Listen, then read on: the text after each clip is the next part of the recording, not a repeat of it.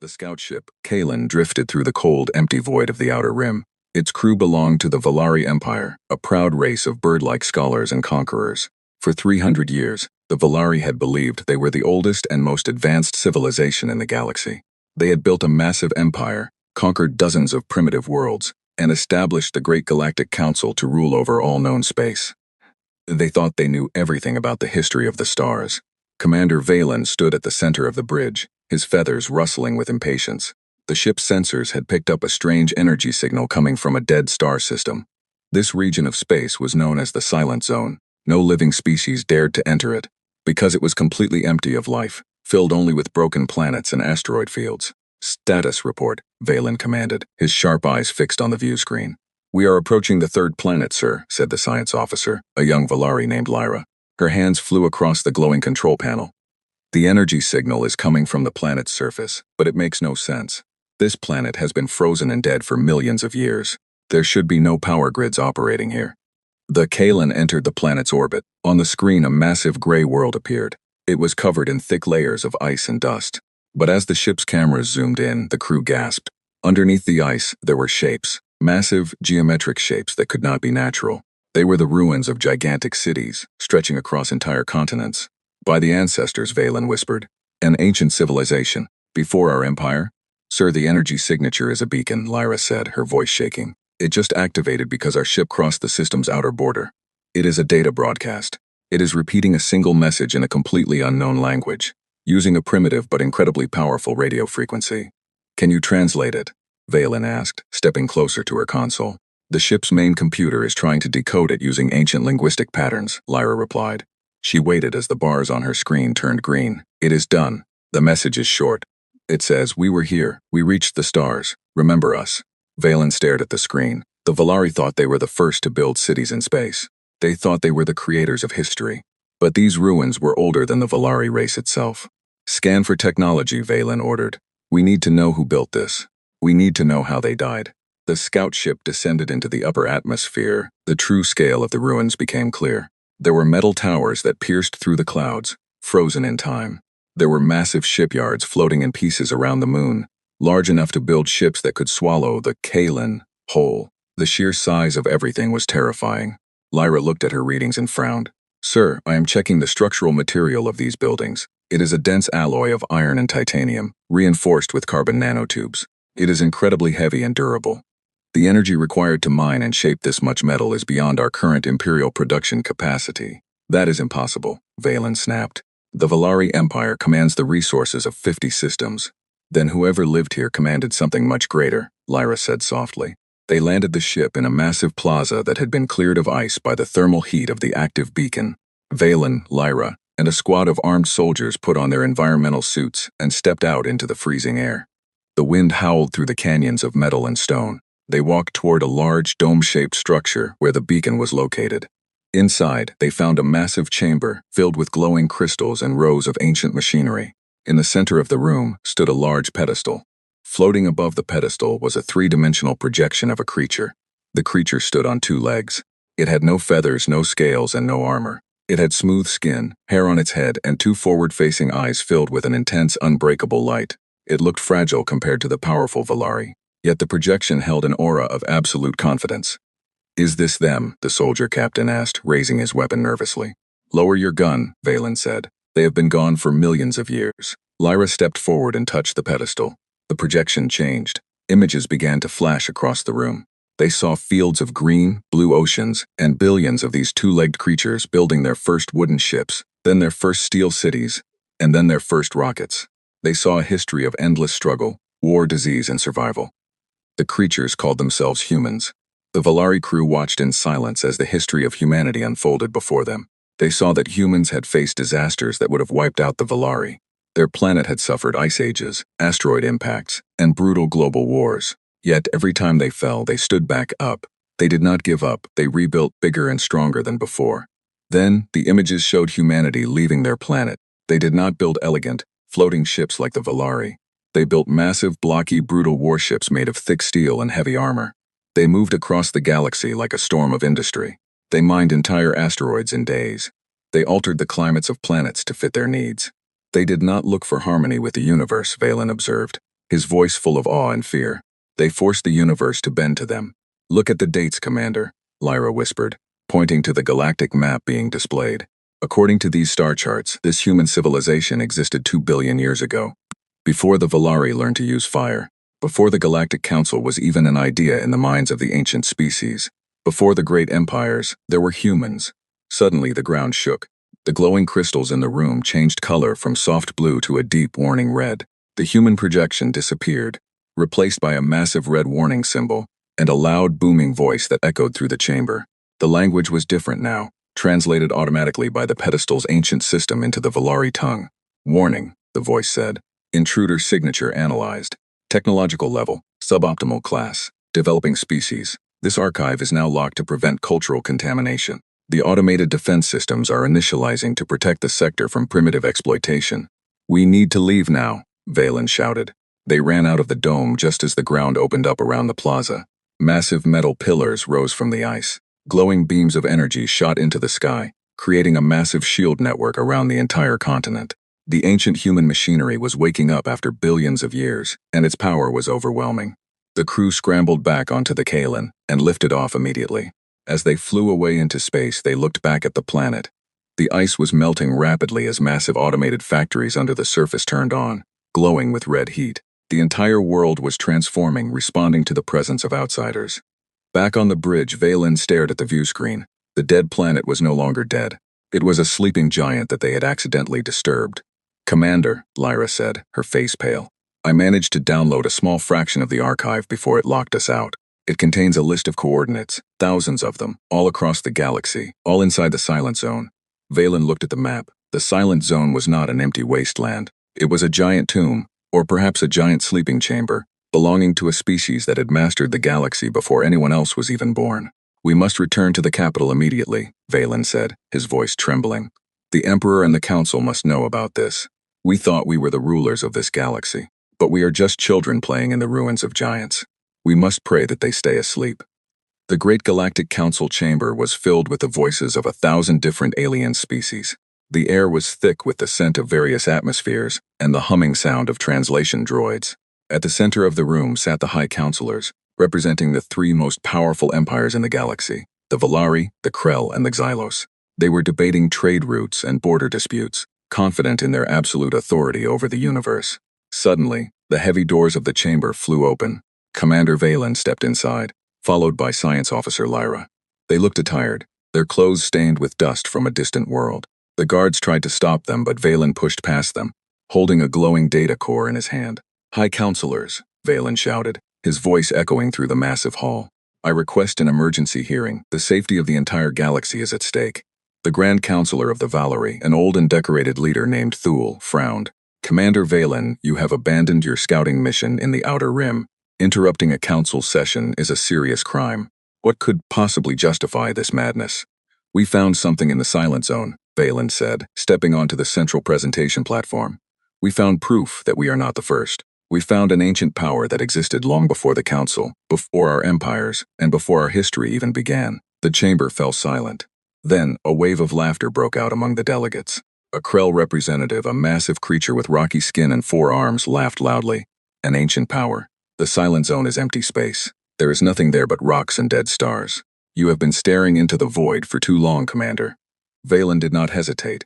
He placed the glowing human data core into the central projector. The lights in the chamber dimmed automatically. A massive holographic display filled the air above the counselors.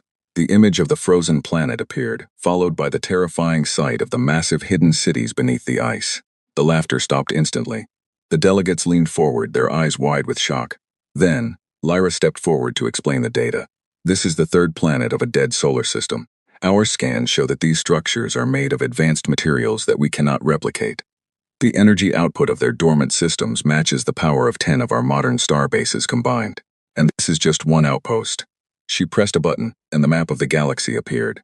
Thousands of red dots flashed across the screen, all located within the Forbidden Silent Zone. Every single one of these dots represents a similar signature, Lyra explained. This was a galactic civilization.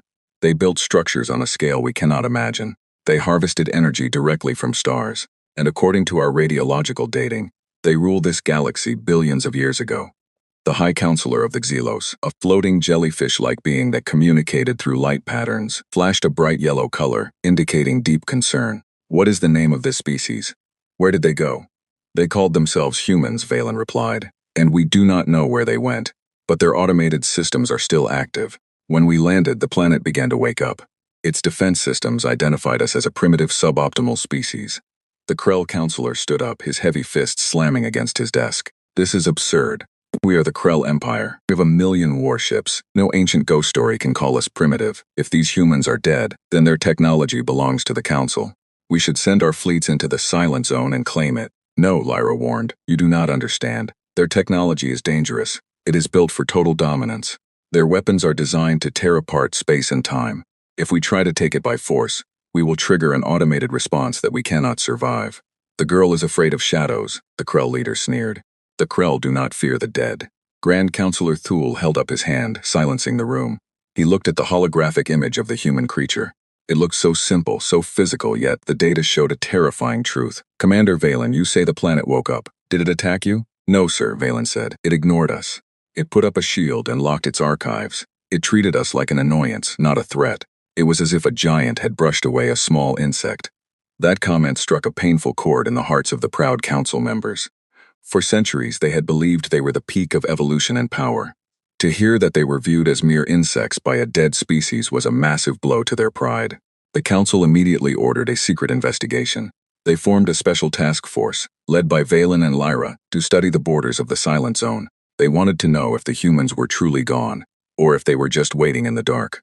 Over the next few months, the tension in the galaxy grew. The Krell Empire, driven by greed and pride, secretly sent a small fleet of 50 warships into the Silent Zone. They targeted a massive automated human shipyard floating near a gas giant. They wanted to capture the advanced human ships and use them to overthrow the Council and rule the galaxy.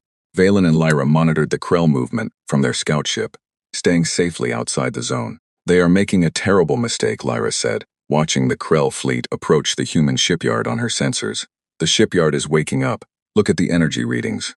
It is drawing power from the nearby star. The Krell warships opened fire on the shipyard, trying to disable its defense grids. Their powerful plasma cannons hit the ancient structure, creating massive explosions of light. For a moment, it looked like the Krell were winning. But then, the human shipyard responded.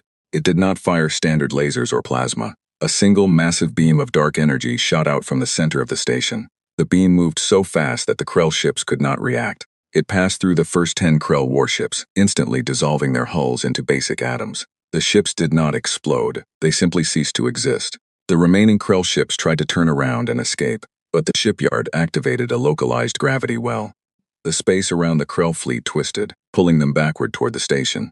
One by one, the proud warships of the Krell Empire were crushed into scrap metal by the invisible force of human gravity tech.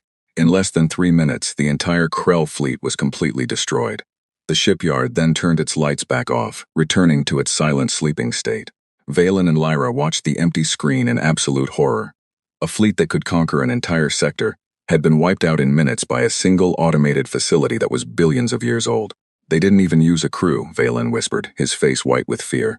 It was just an automatic security program. Lyra looked at the data, her hands shaking. The universe needs to understand. Before the empires were built, before the Council existed, there were humans, and their weapons are still waiting for anyone foolish enough to wake them up. The destruction of the Krell fleet sent shockwaves through the galactic civilization.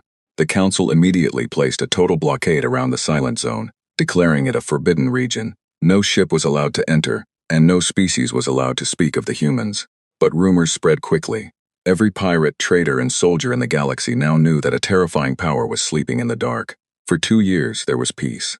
But that peace was shattered by a new and terrifying threat. From the dark space outside the galaxy, a massive swarm of biomechanical creatures arrived. They were known as the Devourers. They were a mindless, hungry force that traveled from galaxy to galaxy, consuming all organic life and stripping planets of their resources. They had no ships, they were the ships. Massive living monsters made of flesh and metal, stretching for kilometers. The Devourers hit the outer worlds of the Xylos Empire first. Within weeks, 3 highly populated planets were reduced to barren rock. The Xelos fleets fought bravely, but their energy weapons did nothing against the thick, regenerative armor of the organic monsters. The Council called for total mobilization. The Valari, the Krell, and every other species sent their fleets to form a grand alliance. Over 10,000 warships gathered at the border system of Oron, preparing for a final stand against the invading swarm. Commander Valen and Lyra were placed in a command ship, acting as tactical advisors. As they looked at the tactical map, the situation looked hopeless. The Devourer swarm was 10 times larger than the Council fleet. "We cannot win this fight," Valen said grimly during a briefing with the Grand Admirals. "Our weapons are too weak. Their numbers are too great. They will overwhelm our lines in hours." "Then what do you suggest?" Commander Thule asked, his face old and full of despair. "Should we surrender and let them eat our children?" "We must retreat into the silent zone," Lyra suggested suddenly. The room went silent. Every admiral stared at her in shock. "The Devourers are following our energy signatures. If we lead them into the silent zone, the automated human defenses will see them as a threat. The human weapons can destroy them." "Are you insane?" a Krell admiral roared. "The human defenses will destroy us too. We saw what happened to our fleet. The human systems only activate when attacked or when their space is violated by aggressive technology," Lyra argued. "If we enter with our shields down and our weapons offline, showing no hostile intent, the automatic systems might ignore us long enough for the Devourers to trigger the traps." It was a desperate suicidal plan, but there was no other choice. The Devourer swarm entered the system, and the battle began. The Council fleet fought with everything they had, but the organic monsters tore through their lines like a knife through paper.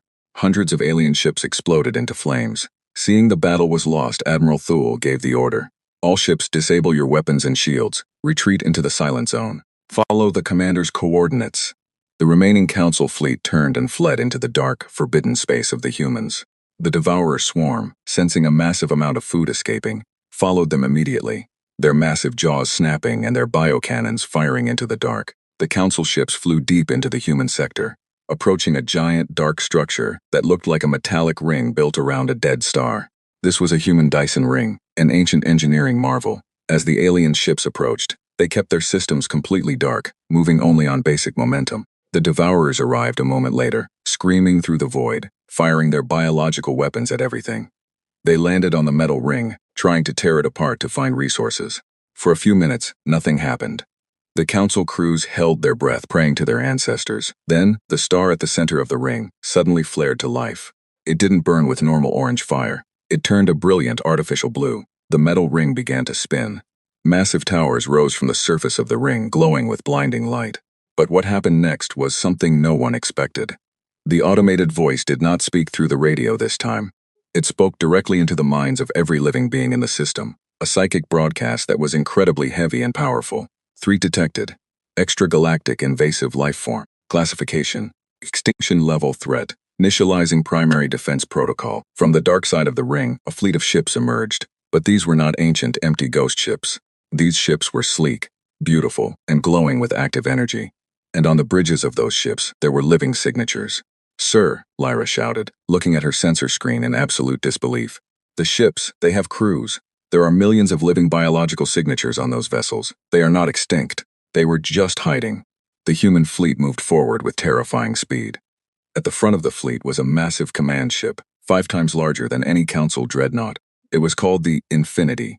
The Devourer swarm turned to attack the new threat, launching millions of their smaller biomonsters toward the human ships. The humans did not hesitate. They fired their weapons. Bright beams of white light cut through the void. Where the Council's weapons had failed, the human beams melted through the Devourer armor effortlessly. Entire swarms of the organic monsters were burned to ash in seconds. The human ships moved in perfect, beautiful formation, cutting the enemy lines apart with surgical precision. The Council soldiers watched from their darkened ships, tears running down their faces. They were witnessing a level of power that they didn't know could exist. It was not a battle. It was a cleaning process. The humans were removing a pest from their home. In the middle of the chaos, the Infinity approached the Council command ship. A communication channel opened automatically on Violin's bridge. The screen flickered, and a human male appeared. He wore a simple dark uniform with a silver star on his shoulder. He had gray hair and a tired but incredibly kind smile. He looked exactly like the projection they had seen in the archive 2 years ago. But he was real. He was breathing. "Greetings, travelers," the human officer said in perfect Valari language. "I am Admiral Marcus of the Human Union. We apologize for the dust. We have been sleeping for a very long time, but we always keep an eye on our neighbors." Valen could barely speak. You are alive? Why did you hide from us?" Admiral Marcus sighed, looking out at the burning remains of the Devourer swarm. When your empires were young, we saw you. We saw your pride, your wars, and your desire for dominance. We realized that if we stayed, you would try to fight us or worship us, and both would ruin your development. So, we withdrew. We created the Silent Zone to give you room to grow. We wanted you to build your own history. The human admiral's expression then turned serious. But we also promised to protect this galaxy from external horrors. Rest easy, little ones. The humans are here. The monsters cannot hurt you anymore. The revelation that humanity was alive and possessed godlike power changed the galaxy forever. The Devourer threat was completely destroyed within days, hunted down to the last monster by the human fleets. The Council fleet returned to the capital, escorted by 3 human destroyers. These destroyers were small by human standards, but they were still larger than the Council's biggest flagships.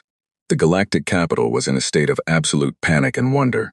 Millions of aliens gathered in the streets, looking up at the sky to see the legendary human ships floating silently above the clouds.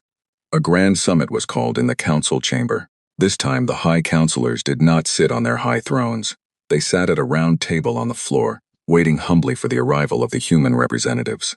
The doors opened, and Admiral Marcus walked into the room. He was accompanied by only 2 aides, completely unarmed. He did not wear heavy armor, and he did not bring a squad of soldiers. He walked with the easy confidence of a species that had nothing to fear from anyone in the universe. Grand Counselor Toole stood up and bowed deeply, followed by every delegate in the room. Welcome, Admiral Marcus. The Galactic Council owes humanity its survival. We do not know how to repay you. Marcus smiled gently, waving his hand for them to sit. There is no need for repayment, Counselor. We did what any older sibling would do. We protected our family. Older sibling? The Krell representative asked, his voice full of mixed fear and respect. You look so fragile, yet your weapons can destroy stars. We treated your ancient ruins like garbage, and we tried to steal your technology. Why do you not punish us? Because you are young, Marcus explained, sitting down at the table. When humanity first reached the stars, billions of years ago, we were just like you. We were arrogant. We fought terrible wars. We thought we were the center of the universe. We made mistakes that cost us entire planets. We understand your pride because we lived it. He looked around the room, meeting the eyes of every alien leader. We do not want to rule you. We do not want your resources. We have mastered the manipulation of matter and energy. We can create anything we need from empty space. We only want peace and cooperation. While the council was relieved by Marcus's words, deep inside their pride was broken. The empires had spent centuries building their power, believing they were the masters of destiny. Now, they had to accept that they were living under the shadow of an ancient guardian that could wipe them out with a single thought, even if that guardian was kind. But peace did not last long. A new crisis emerged, not from outside the galaxy, but from within the council itself. A radical faction of the Krell Empire, furious about their loss of status and power, refused to accept human superiority. They believed that the human claim of being billions of years old was a lie, a trick designed to make the council weak. Led by a rogue warlord named Malachor, they secretly activated an ancient, forbidden superweapon that the Krell had found in a deep space anomaly decades ago.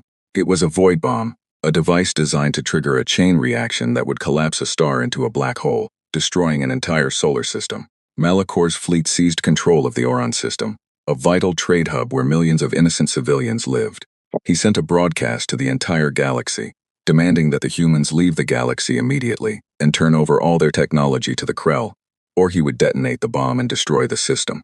In the council chamber, the news caused absolute chaos. The Oron system has 20 billion lives, Thule screamed. Malachor is insane. He will destroy us all. Admiral Marcus remained perfectly calm. He stood up from the table and looked at the holographic screen showing Malachor's fleet. Warlord Malachor, Marcus said into the communication system. You are making a mistake that your species cannot afford. Turn off the weapon and surrender. On the screen, Malachor laughed, his rocky face twisting in anger. You do not scare me, human. You claim to be gods, but you are just flesh and blood. If you step into this system, I will press the button, and 20 billion people will die with me. Marcus did not argue. He looked at Valen and Lyra, who were standing nearby. Would you like to see how humanity handles a temper tantrum? Marcus asked quietly. Before Valen could answer, Marcus tapped a small device on his wrist. Infinity, activate the chronostatic field in the Oron system. Target the weapon and the hostile fleet. In the Oron system, Malachor stood on his bridge, his hand hovering over the detonation button. I will show them the power of the Krell, he shouted, slamming his hand down onto the button. Nothing happened. Malachor blinked, looking at his console. He tried to move his arm again, but he realized he couldn't. He looked out the view screen and gasped. The entire universe had stopped moving. The plasma fires burning in space were frozen in time. The dust floating in the air was completely still. The countdown timer on the void bomb was stuck at 0:01. The humans had not just used a weapon. They had stopped time itself in a localized area around the enemy fleet. A human strike team, moving through the frozen time field using advanced phase suits, walked right onto Malakor's bridge. They calmly disconnected the void bomb, disarmed the Krell soldiers, and placed Malakor in stasis handcuffs. 2 minutes later, Marcus tapped his wrist again. Time resumed in the Oron system. Malakor suddenly found himself on the floor of his bridge, completely disarmed, with human soldiers standing over him. His fleet was surrounded by human warships that hadn't been there a second ago. The void bomb was gone, replaced by a simple human flag. The entire event was broadcast live to the council chamber. The alien leaders stood in stunned, absolute silence. They had seen weapons of destruction before, but they had never seen a species that could control time and space like clay. Marcus looked at the Krell representatives in the room. Your warlord has been neutralized. No civilian was harmed. The weapon has been dismantled. He walked toward the exit, then paused and looked back at Thule. We told you before. Before your empires, before your council, we were here. We have seen every weapon, every war, and every strategy. Do not try to fight us. We are very good at keeping the peace. The Grand Galactic Council entered a new era. It was no longer a council of rulers, but a council of students. The alien species realized that their understanding of science, philosophy, and power was primitive compared to the humans. They stopped fighting among themselves. The borders between empires became meaningless as everyone sought to learn from the ancient guardians. Commander Valen and Lyra were appointed as the official galactic ambassadors to humanity. They spent their days on the Infinity, learning about human history, culture, and technology. They discovered that humans did not live in a single place. The human union spanned across multiple dimensions and galaxies, yet they always kept a small part of their heart attached to the Milky Way, their birthplace. One evening, Valen and Lyra sat with Admiral Marcus on an open-air observation deck on the Infinity. Below them, the beautiful blue and green world of Earth was visible. The humans had fully restored their original home, turning it into a beautiful paradise of nature and advanced science. It is beautiful, Lyra said, looking down at the oceans of Earth. It is hard to believe that this small planet produced a species that holds the fate of the galaxy in its hands. Every great thing starts small, Lyra, Marcus said, sipping a warm beverage. Millions of years ago, we were just hunters looking up at the stars, wondering if we were alone. We were afraid of the dark. And now you rule the dark, Valen observed. We do not rule it, Marcus corrected gently. We just understand it. The universe is a dangerous place, Valen. There are entities out there, in the deep space between galaxies, that are older than time itself. Horrors that make the devourers look like pets. That is the real reason we stayed hidden, and that is the real reason we keep our weapons sharp. Valen felt a cold shiver run down his spine. There are worse things out there. Yes, Marcus nodded, but you do not need to worry about them. That is our burden to bear. We have been fighting those horrors in the dark for 1 billion years, so that young species like yours can live in the light, oblivious to the terrors of the deep universe. The true nature of the Silent Zone finally became clear to the Council. It was not just an archive or a tomb. It was a massive shield wall, a fortress line built by humanity to protect the inner galaxy from the true monsters of the cosmos. The empty space was filled with hidden sentry stations, gravity traps, and planetary fortresses designed to stop extra-dimensional invasions. The Council realized that their entire existence was a gift from humanity. Every empire that had risen, every war they had fought, every piece of art they had created, had happened only because the humans were standing guard at the edge of the galaxy, taking the blows from the terrifying outside world. As the years passed, the relationship between humans and the alien species grew stronger. The humans did not give away their advanced weapons, but they taught the Council how to clean their planets, how to cure diseases, and how to travel faster without damaging the fabric of space. The proud Valari Empire became a race of historians, documenting the true history of the galaxy under human guidance. The Krell became builders, helping to construct new, safe trading stations. The Xylos used their unique abilities to create art that integrated both alien and human concepts. A great monument was built at the center of the galactic capital.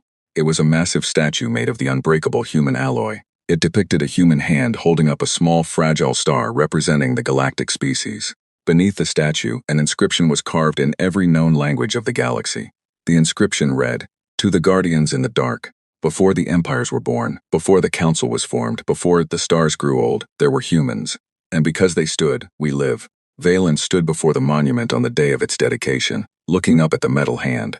Beside him stood Lyra, her hand resting gently on his shoulder. "We were so proud," Valen whispered, remembering the day they had first entered the Silent Zone. "We thought we were the masters of the universe." "It is a good thing we were wrong," Lyra replied with a smile. "The universe is too big to face alone. It is nice to know we have an older brother looking out for us." High above the capital city, the silver ships of the human fleet flashed their lights in acknowledgement of the monument. Before slipping silently back into the dark void, they returned to their endless watch, standing guard at the edge of the stars, ensuring that the peace they had built would last for eternity. The aliens had realized too late, but they had realized the truth. Humanity was not just a species, they were the eternal soul of the galaxy.